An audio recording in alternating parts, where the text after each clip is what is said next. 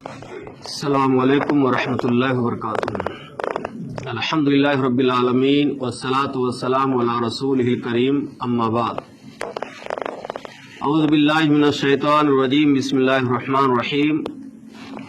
ادعوا ربکم تضرعا وخفیا انہ لا يحب المعتدین۔ قابل احترام علماء کرام، بزرگوں، جملہ مسلیان حضرات، میں نے آپ کے سامنے جو آیت کریمہ تلاوت کی ہے یہ سورہ اعراف کی آیت نمبر 55 ہے۔ آج کے درس کا عنوان ہے دعا مومن کا ہتھیار ہے۔ جو آیت کریمہ ہم نے تلاوت کی ہے اس میں اللہ رب العالمین نے ارشاد فرمایا ہے، ادعوا ربکم، اے لوگو اپنے رب کو پکارو، اپنے رب سے دعا کرو، تضرعا و خفیہ، گڑ گڑا کر کے، رو رو کر کے، اور پوشیدہ طور پر، مخفی طور پر اللہ سے دعا کرو۔ بے شک اللہ حد سے تجاوز کرنے والوں کو پسند نہیں کرتا۔ میرے بھائیوں، بزرگوں، دعا کرنا مذہب اسلام میں بہت زیادہ اہمیت ہے۔ دعا یہ مومن کا زبردست ہتھیار ہے۔ جب سارے وسائل ختم ہو جاتے ہیں اور کوئی راستہ نہیں ہوتا ہے، آدمی ہر ناحیے سے مایوس ہو جاتا ہے، تو مومن ہونے کی حیثیت سے مومن کے پاس ایک ہی راستہ ملتا ہے، اور وہ ہے دعا کا راستہ، جس کے ذریعے سے وہ اپنے دل کی بات اللہ کے سامنے کہتا ہے۔ دعا یہ مصائب اور آلام سے نجات کا ذریعہ ہے، اور اللہ رب العالمین سے تقرب حاصل کرنے کا بہترین وسیلہ ہے۔ دل سے دعا کی جائے تو ڈائریکٹ اللہ کے دربار میں پہنچتی ہے، آسمان کو چیرتے ہوئے، اور دعا قبول ہو جاتی ہے۔ دعا کرنا یہ انبیاء کا شیوا رہا ہے۔ تمام انبیاء کرام نے اللہ سے کثرت سے دعاؤں کا اہتمام کیا ہے۔ پیارے نبی صلی اللہ علیہ وسلم جو آخری نبی ہیں، آپ نے بھی دعاؤں کا سہارا لیا۔ ہمارے نبی کی حیات زندگی کا اگر آپ جائزہ لیں، مطالعہ کریں، تو آپ کا صبح سے لے کر کے شام تک مکمل دعاؤں پر مشتمل ہے۔ تہجد کے وقت اٹھ رہے ہیں دعائیں پڑھ رہے ہیں، سو کر کے اٹھ رہے ہیں دعائیں پڑھ رہے ہیں، جاگنے کے بعد دعائیں پڑھ لیں، لیٹنگ میں جانے کی دعا، نکلنے کی دعا، گھر میں داخل ہونے نکلنے کی دعا، حتیٰ کہ امت محمدیہ کو بھی ہر چیز کی دعاؤں سے واقف کرایا۔ قرآن مجید کے اندر 114 صورتیں ہیں، 30 پارے ہیں۔ قرآن مجید کا جو آغاز ہو رہا ہے جس سورہ سے، وہ سورہ فاتحہ، یہ دعا سے آغاز ہو رہا ہے۔ اہدنا الصراط المستقیم صراط الذین انعمت علیہم ایاک نعبد و ایاک نستعین۔ سیدھے راستے کے لیے اللہ سے دعا کی جا رہی ہے کہ اللہ سیدھا راستہ دکھا، اور اللہ کی عبادت کے لیے اللہ سے مدد مانگی جا رہی ہے۔ اور آخری جو سورہ ہے قرآن مجید کی، وہ سورہ ناس ہے، اس میں بھی اللہ سے مدد طلب کی جا رہی ہے کہ اللہ ہم تجھ سے پناہ چاہتے ہیں شیطان مردود سے۔ تو آپ غور کریں گے تو ہر سورہ کے اندر دعا کا ذکر ملے گا۔ میرے بھائی، قرآن مجید میں اللہ تعالیٰ نے ارشاد فرمایا ہے، وَقَالَ رَبُّكُمْ ادْعُونِي اسْتَجِبْ لَكُمْ۔ تمہارے رب کا حکم ہے کہ میرے بندو مجھے پکارو، مجھ سے دعا کرو، میں تمہاری پکار کو سنوں گا۔ ایک جگہ اللہ نے فرمایا، اجیب دعوت الداعی اذا دعان، میں پکارنے والے کی دعا کو، پکار کو سنتا ہوں جب وہ مجھے پکارتا ہے، یہ اللہ نے فرمایا۔ اور پیارے نبی صلی اللہ علیہ وسلم کا ارشاد ہے دعا هو العبادہ، دعا ہی اصل عبادت ہے۔ دعا ایک ایسی قیمتی شے ہے کہ اس کے ذریعے سے اللہ کا تقرب حاصل ہوتا ہے۔ اور حدیث میں پیارے نبی صلی اللہ علیہ وسلم نے فرمایا ہے کہ اگر کوئی شخص اللہ سے دعا کرنا چھوڑ دیتا ہے تو اللہ ایسے مسلمان پر ناراض ہوتا ہے، غصہ ہوتا ہے کہ ہم سے دعائیں کیوں نہیں کی۔ اور حدیث میں آتا ہے کہ بے شک اللہ باحیا سخی ہے، اللہ کو شرم آتی ہے اس بندے کی دعا رد کرنے میں جو اللہ کے دربار میں اپنے ہاتھ کو اٹھاتا ہے کہ اللہ اس کے ہاتھ کو کھائے لوٹا دے۔ ایوب علیہ السلام کی دعا مشہور ہے، نوح علیہ السلام کی دعا مشہور ہے، 950 سال تک اپنی قوم کو دعوت دی۔ انہوں نے دعا کی تھی انی مغلوب فانتصر، اے اللہ میں بے بس ہوں، بے سہارا ہوں، تو میری مدد فرما۔ ایوب علیہ السلام تقریباً 18 سال تک بیمار رہے، دعا کا سہارا لیا میرے بھائی، دعا کا سہارا لیا۔ دعا میں بہت بڑی طاقت ہے اور کثرت سے دعا کرتے رہے، پابندی کے ساتھ التزام کیا دعا کا، اور دعا کرتے رہے انی مسنی الضر وانت ارحم الراحمین۔ یونس علیہ السلام مچھلی کے پیٹ میں ہے، لا الہ الا انت سبحانک انی کنت من الظالمین دعا کی۔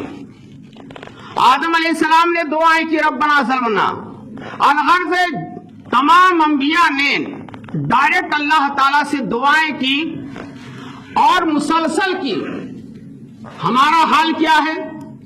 ہم کو جب کوئی پریشانی لاحق ہوتی ہے، مصیبت آتی ہے، تب ہم گریہ کرتے ہیں، دعا کا سہارا لیتے ہیں، اور جیسے مصیبت دور ہو جاتی ہے ویسے ہم اللہ سے دعا کرنا چھوڑ دیتے ہیں۔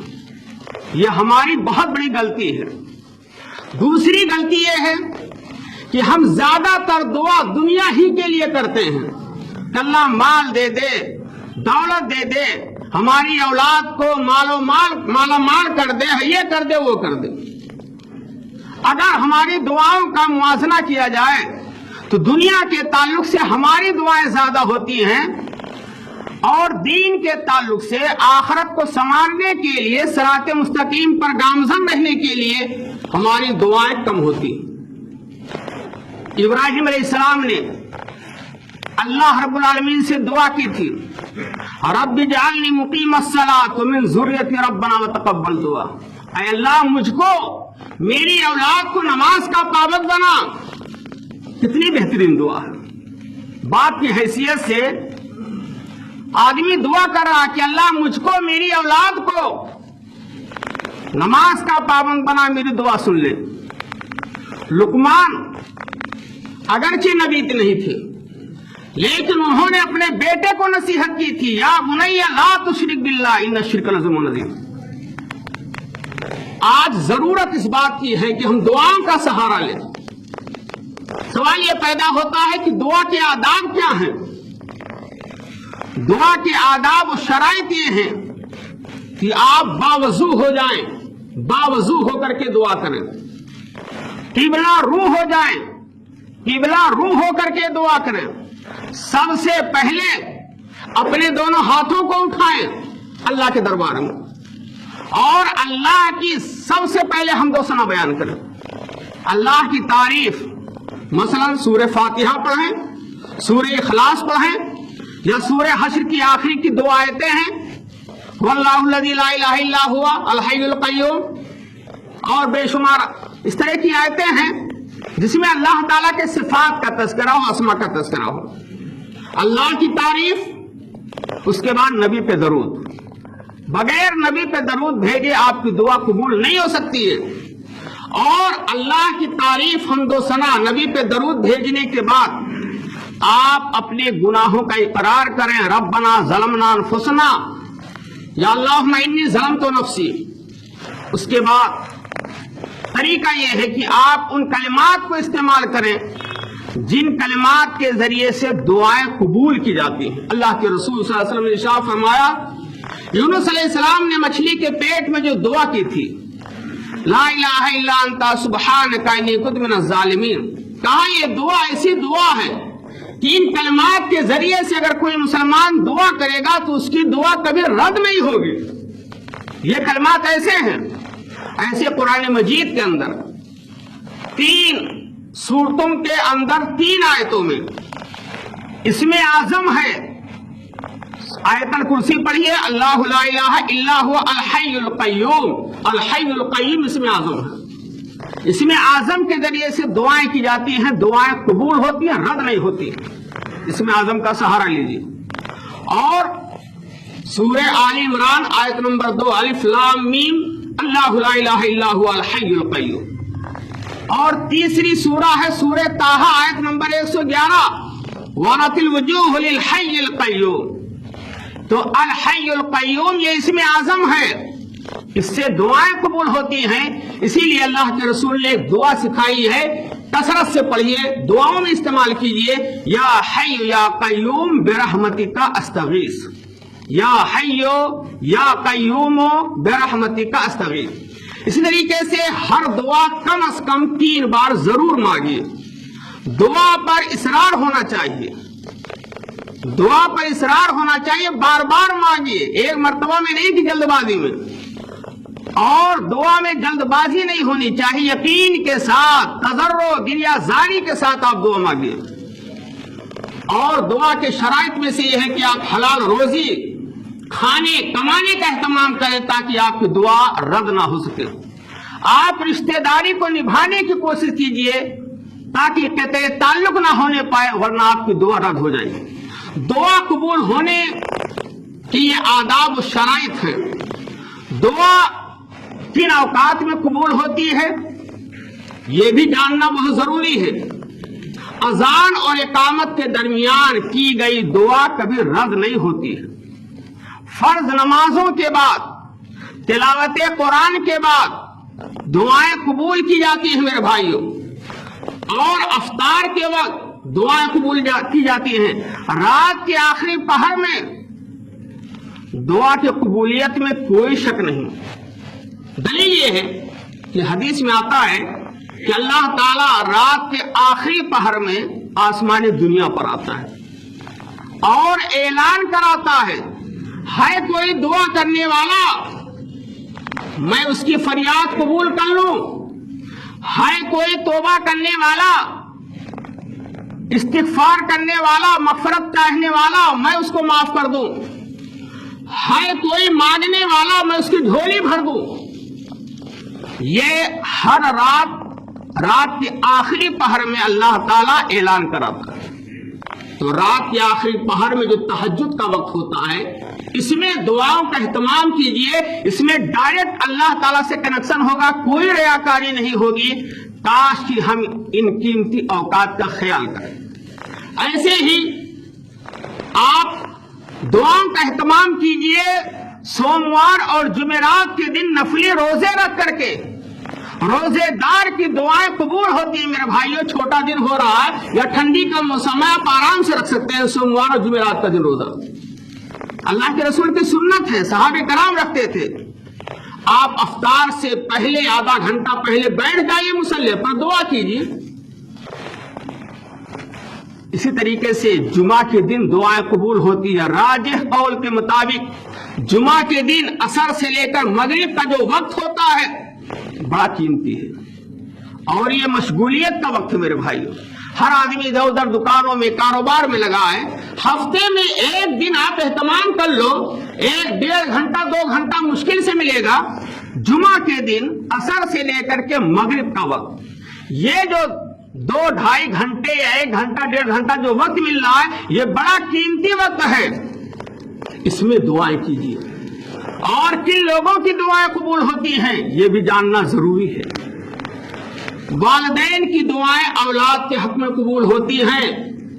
इसलिए जो साहिबे औलाद हैं उन्हें अपनी औलाद की सलाह दुरुस्तगी के लिए कि हमारी औलाद नेक और दीनदार बन जाए, तकवा वाली बन जाए, दुनिया भी सही रहे आखिरत भी सही रहे, अपनी औलाद की तरक्की के लिए दुनिया और आखिरत के ताल्लुक से दुआएं कीजिए वालिदैन के हिस्से से।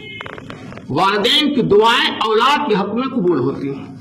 इस तरीके से औलाद की दुआएं वालिदैन के हक में कबूल होती हैं। जिनके वालिदैन दुनिया में जिंदा हैं या दुनिया से जा चुके हैं, औलाद को चाहिए कि अपने वालिदैन के लिए दुआएं करें। रब्बिरहमहुमा कमा रब्बयानी सगीरा, रब्बना इग़फिरली वलिवालिदैया वलिलमुमिनीना यौम यक़ूमुल हिसाब, रब्बिग़फिरली वलिवालिदैया वलिमन दख़ला बैतिया मुमिनन वलिलमुमिनीना वलमुमिनात वला तज़िद ज़ालिमीना इल्ला तबारा। सूरह इसरा, सूरह नूह, सूरह अंबिया इब्राहिम शायद।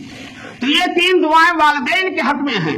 मजलूम की दुआएं जालिम के खिलाफ कबूल होती है। मुसाफिर की दुआएं कबूल होती है। सफर की हालत में जाइए, आप चाहे 2-4 घंटे का सफर है, आप सफर की हालत में दुआएं कीजिए। सफर की हालत में मेरे भाइयों दुआएं कबूल होती हैं। लेकिन अफसोस की बात यह है कि हम सफर की हालत में दुआओं का एहतमाम नहीं करते हैं। जुमा के दिन असर से लेकर मगरिब के दरमियान हम दुआओं का एहतमाम नहीं करते हैं। रात में उठ करके तहज्जुद की नमाज पढ़ करके दुआओं का एहतमाम नहीं करते हैं। और नफली रोजे रख करके अफ्तार के वक्त दुआओं का एहतमाम नहीं करते हैं। और खास तौर पर अजान और इकामत के दरमियान जो 15 मिनट का 20 मिनट का वक्फा होता है, ये बहुत कीमती होता है। इसमें हम दुआओं का एहतमाम करें। दुआ बहुत जरूरी है। हम दुआ क्या करें? अल्लाह ने कुरान मजीद में दुआ सिखलाई है। जामे दुआएं हैं। आप दुआ की किताबों को उठाइए, आपको तो कुरान मजीद ही से बेशुमार दुआएं मिल जाएंगी। कुरानी दुआएं सबसे जामे दुआ रब्बना आतिना फिद दुनिया हसना व फिल आखिरति हसना व क़िना अज़ाबन्नार। पहले दुनिया मांगिए भलाई, उसके बाद आखिरत। इसलिए कि जब आपको ज़हनी सुकून होगा तो आपको इबादत में मजा आएगा।